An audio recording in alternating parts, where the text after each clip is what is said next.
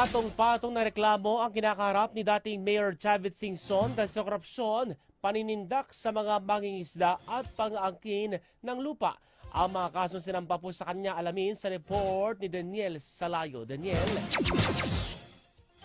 Sinampahan ng kasong kriminal at pandarambong ng progresibong grupong Warriors of Narvacan Incorporated sa ombudsman ang dating Narvacan Ilocos Sur Mayor Chavit Singson at iba pang lokal na opisyal dahil sa umunoy panira ng lupain at paglulustay ng buwis sa tabako.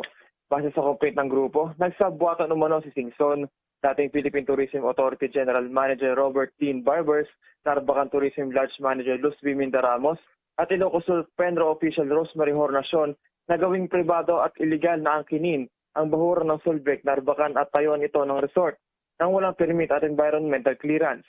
Ayon kay Atty. Estrelita Cordero, ang representative ng grupo, nakaranas din ang mga mangingisda ng pagbabanta, pamamaril at pagbabawal na makapaghanap buhay sa lugar.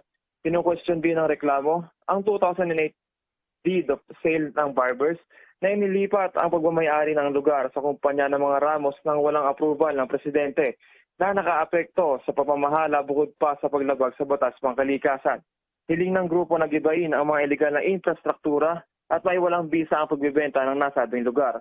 Sa hiwalay na reklamo, inakusahan din ng grupo si Singson at iba pang opisyalis ng Narvacan, kabilang sina Vice Mayor Pablito Sanidad Sr., Mayor Edna Sanidad, at mga kasapi ng Sangguniang Bayan dahil sa pagbili umano ng 99,974 square meters na ari-arian mula sa Western Texture Mills Incorporated sa halagang 149.9 million pesos, kahit na 49 million pesos lamang ang halaga nito.